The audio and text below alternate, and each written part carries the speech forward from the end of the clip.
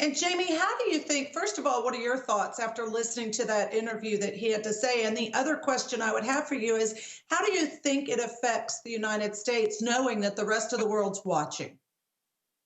So I agree with Ann as far as Doug Jones' comments. I would add, I think another very important point he made that we've all seen is that really for the first time, to my knowledge, a case such as this, the quote unquote blue wall of silence has fallen.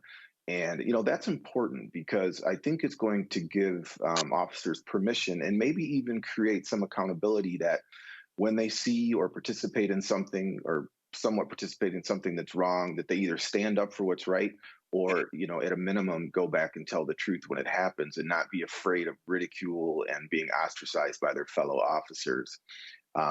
As far as the international aspect of this, again, Mr. Jones touched on this to some degree.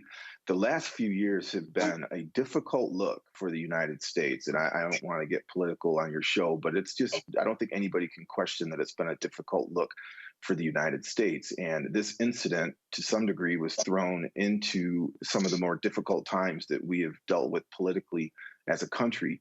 So for the world watching, I think for them to see this conviction, having everybody around the world has seen the video, will hopefully provide some level of rehabilitation for what has been a very damaging time from a PR point of view for the U.S.